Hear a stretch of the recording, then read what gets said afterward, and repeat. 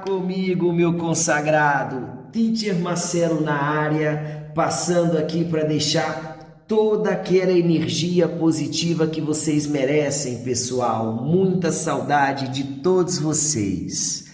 Na aulinha de hoje, iremos falar um pouquinho a respeito das propriedades periódicas, dando continuidade nessa parte de tabela periódica.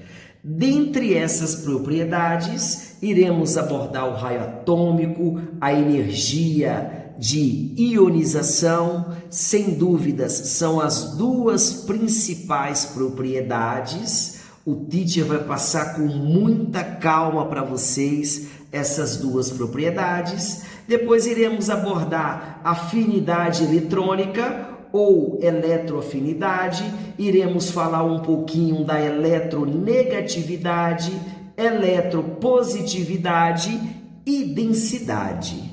Meninos, meninas, bora lá!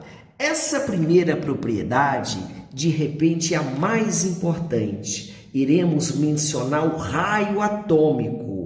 Primeira situação importante, se eu coloco dois átomos idênticos, um ao lado do outro, eu vou pensar que o raio atômico aqui, moçada, na verdade, eu vou pegar aqui como parâmetro esses dois núcleos. Essa distância D, se a gente divide essa distância por 2, eu chego muito próximo no valor do raio atômico. Combinado, moçada? Pode crer? Assunto muito importante, esse raio atômico. Isso faz parte das propriedades periódicas. As propriedades, moçada, elas poderiam ser também aperiódicas, é quando não existe nenhum parâmetro de comparação. Exemplo, a coloração dos elementos químicos. Isso aí é uma propriedade aperiódica, não existe um parâmetro. Agora, quando eu penso no raio atômico, existe um parâmetro. Eu vou pensar assim, moçada, o raio atômico no grupo ou família, ele cresce de cima para baixo.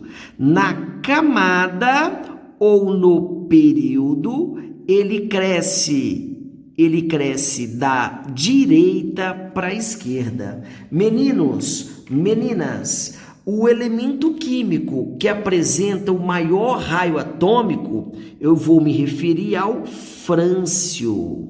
O elemento químico que apresenta o menor raio atômico, eu tenho certeza que é a outra extremidade da tabela periódica. Eu estou falando do hélio. Então tá bom, vamos entender a situação do raio atômico. Como que ele cresce para o grupo? É extremamente simples. Eu coloquei aqui 4 exemplos: o lítio, o sódio, o potássio e o rubídio, eles se encontram lá no grupo 1. Então eu posso pensar assim, ó.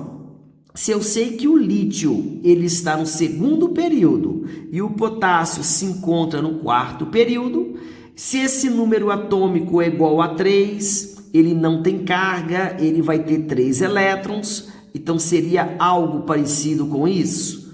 1s2 e 2s1, moçada. Concorda comigo que nessa primeira camada, o lítio ele possui 2 elétrons e na segunda camada ele possui um único elétron?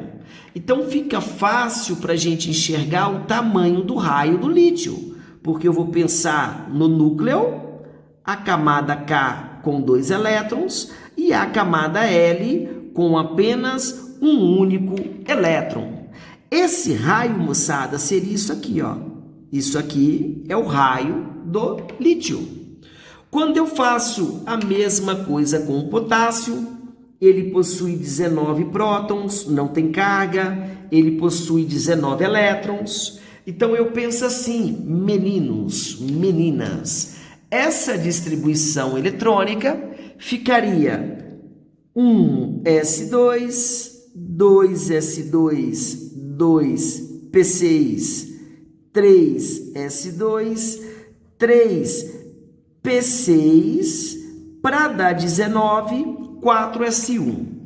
Observa que na camada K eu tenho 2 elétrons, na camada L eu tenho 8 elétrons, na camada M eu também tenho 8 elétrons e na camada N de navio eu só tenho um único elétron. Então eu vou pensar no potássio da seguinte forma: eu tenho o núcleo, eu tenho a camada K preenchida, eu tenho a camada L preenchida, eu tenho a M e eu tenho a camada N com apenas um único elétron. Observa que todo mundo que se encontra no grupo 1, a camada de valência, que é a camada mais distante em relação ao núcleo, com o elétron preenchido, se é do grupo 1, galera, necessariamente vai ter um único elétron. Observa que, se eu me refiro ao lítio segundo período, 2 camadas preenchidas. Se eu me refiro ao sódio, terceiro período, eu tenho certeza que esse cara vai ter 3 camadas preenchidas. Se eu me refiro ao rubídio, quinto período, ele teria 5 camadas preenchidas. É visível, é notável que o raio do potássio é maior que o raio do lítio. Então, eu vou colocar uma colinha assim, moçada. Quanto maior, quanto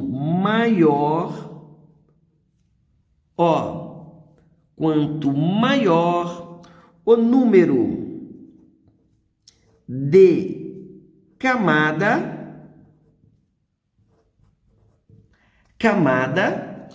maior, moçada, maior será o quê? Maior será o raio atômico. Combinado, moçada? Concorda comigo que quando eu penso na família ou no grupo, é muito simples a gente enxergar o tamanho do raio? Beleza? Agora, quando eu me refiro ao período ou camada, isso aqui requer um pouco mais de atenção. Eu estou considerando 2 elementos químicos que localizam-se no terceiro período. Então, eu tenho o sódio com o número atômico 11 e eu tenho o cloro com o número atômico 17. O sódio ele se encontra lá no grupo 1 e o cloro ele se encontra na outra extremidade da tabela periódica. Ele está no grupo 17. E você observa que quando eu faço a distribuição eletrônica do sódio, ele vai terminar em 3S1, o subnível mais energético do sódio, 3S1. Ou seja, ele tem um elétron na camada de valência. Quando eu faço a mesma coisa com o potássio, nessa camada M, ele vai ter lá 3S2 e 3P5. Ou seja, esse cara ele vai ter 7 elétrons na camada de valência. 3, 6, 7. 7 elétrons na camada de valência. Se você observa atentamente essa diquinha do teacher, o sódio ele vai estar aqui e o Cl ele vai estar mais ou menos aqui. De acordo com essa tabela, fica claro que o raio do sódio é maior que o raio do Cl. A pergunta é: por quê? Moçada, olha só, olha que bonito. O núcleo carregado positivamente e a eletrosfera carregada negativamente. é o local onde possui elétrons. Agora, você concorda comigo que quanto maior a quantidade de elétrons aqui, ó, na eletrosfera, quanto maior a quantidade de elétrons na eletrosfera, você concorda comigo que a atração do elétron da eletrosfera com o próton do núcleo, ela será uma atração muito mais intensa. Então, se essa atração, moçada, ela é mais intensa, você concorda comigo que o raio vai ser menor? Então, um detalhe muito importante. Eu vou pensar assim, ó, quanto maior, vou colocar uma colinha para vocês. Quanto maior o número atômico, isso quando eu me refiro ao mesmo período. Quanto maior o número atômico, maior será a atração do próton do núcleo com o elétron da eletrosfera. Sendo assim, menor será o raio atômico. Combinado, moçada? É muito interessante esse conceito. O teacher vai frisar esse conceito novamente, moçada. Quando eu penso em dois elementos distintos que se encontram no mesmo período, quanto maior o número atômico, maior será a atração do elétron da eletrosfera com o próton do núcleo. Se essa atração ela é maior, evidentemente, menor será o raio atômico. Combinado? Aluninhos, o teacher agora vai dar uma diquinha bacana para vocês em relação a raio atômico. Existem 3 casos especiais. No primeiro caso, eu vou comparar o elemento neutro com seu respectivo cátion. Se esse cátion ele tem uma carga positiva e eu tenho certeza que esse cara perde elétron, uma vez que ele perde elétron, a quantidade de elétron na eletrosfera, evidentemente, reduz. Se reduz a quantidade de elétron na eletrosfera, podemos dizer que essa força de repulsão entre essas cargas negativas, essa força de repulsão, evidentemente, ela reduz. Então, se reduz essa força de repulsão, eu tenho certeza que o elemento neutro, ele apresenta um raio maior que o cátion respectivo. Combinado, meninos?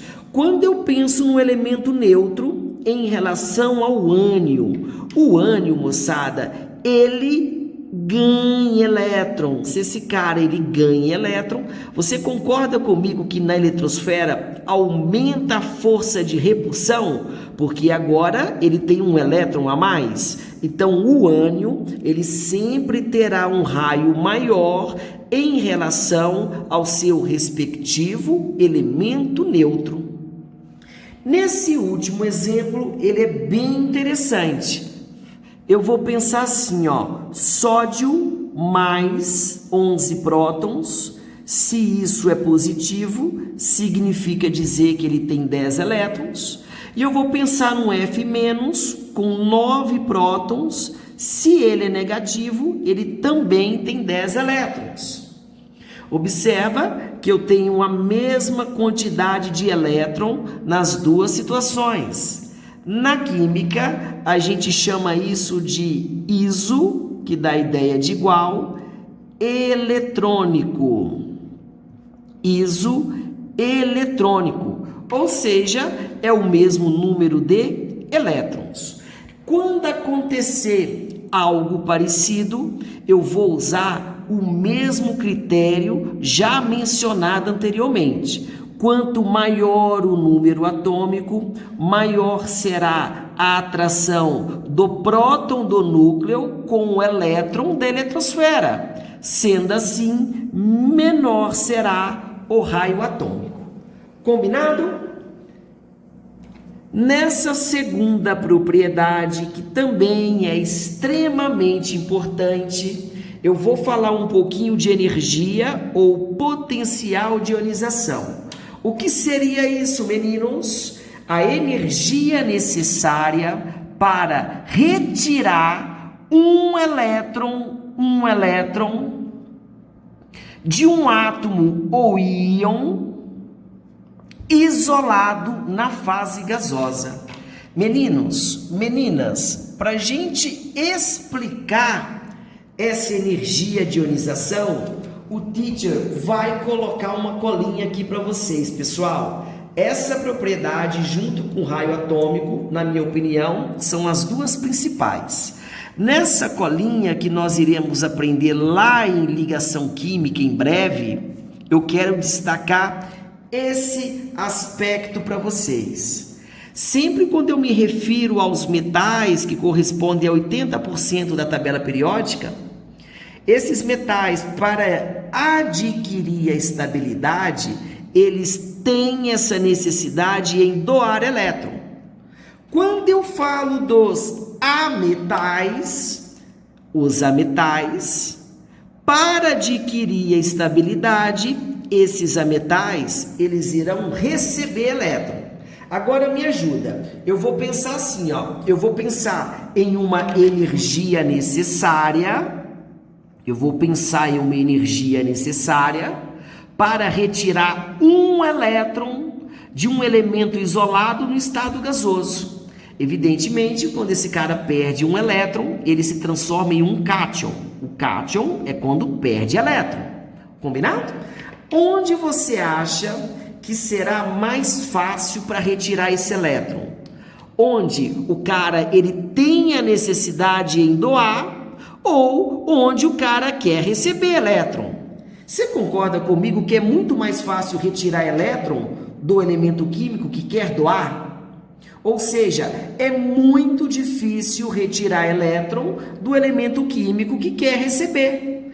Então, essa energia de ionização, ela cresce no sentido contrário do raio atômico. Vai crescer da esquerda para a direita, de baixo para cima.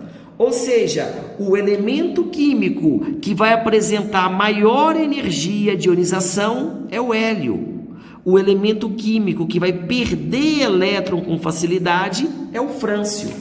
Por isso que o teacher pediu uma atenção especial para energia de ionização e raio atômico. Porque você pode justificar numa prova aberta, pensando de repente no raio atômico, ou raio atômico pensando na energia de ionização. Combinado? Então tá bom. Eu vou pensar assim, uma vez que gera esse cátion, se eu pego aqui, ó, X mais gasoso, eu vou fornecer a segunda energia de ionização, que eu vou chamar de EI2. Isso aqui vai perder mais um elétron e vai formar o X2 gasoso. É notável que sempre a primeira energia de ionização ela é menor que a segunda energia de ionização. Por quê? Por quê, teacher? Quando você retira o primeiro elétron do átomo fundamental no estado gasoso, o raio atômico, evidentemente, ele reduz. Então, para você retirar o segundo elétron, é muito mais difícil. E assim, sucessivamente. Então, o teacher vai colocar uma colinha aqui, ó. A energia de ionização, sei lá, 3.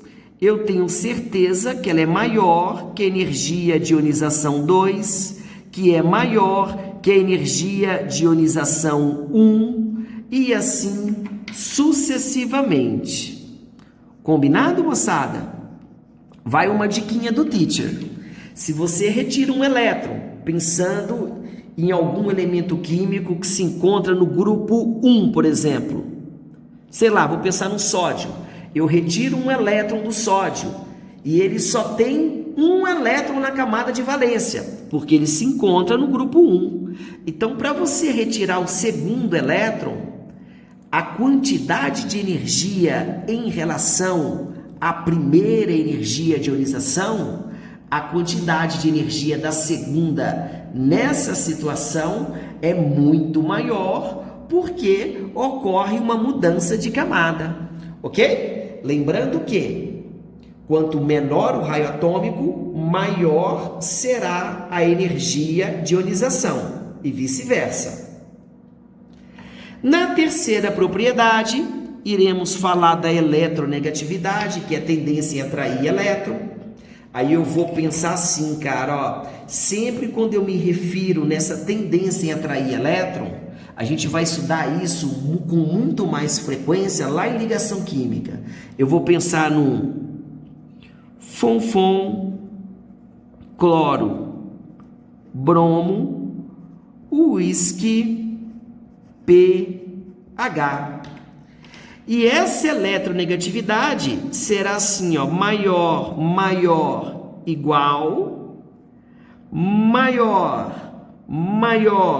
igual, maior, igual. Você observa que essa eletronegatividade, quando eu falo que a gente vai utilizar isso bastante em ligação química, eu posso pensar de repente no HCl.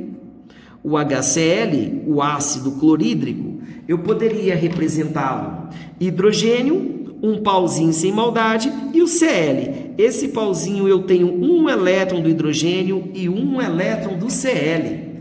Então eu sei que essa representação eu poderia representá-lo assim, ó, HCl, colocando esse par de elétron compartilhado muito mais próximo do Cl, porque evidentemente ele é mais eletronegativo.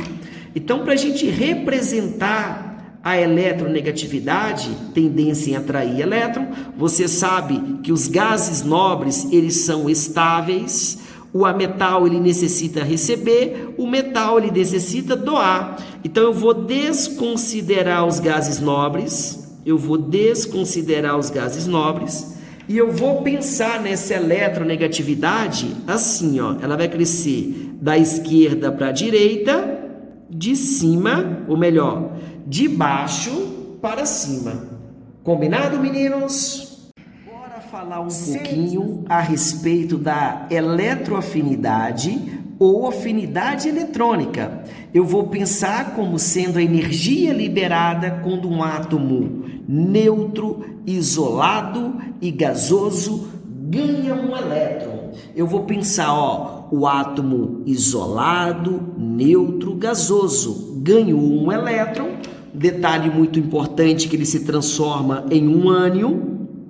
O ânion ele ganha elétron e ele vai liberar essa energia, entre aspas, essa energia em excesso. A partir do momento que o cara ganha um elétron, isso gera uma certa instabilidade e ele libera essa energia em excesso, podemos dizer assim. Quando eu me refiro à afinidade eletrônica, olha a colinha do teacher. Quem é que adora receber elétron? Não são os ametais? Então eu vou excluir os gases nobres. Eu vou pensar que essa afinidade eletrônica, ela vai crescer exatamente igual à energia de ionização.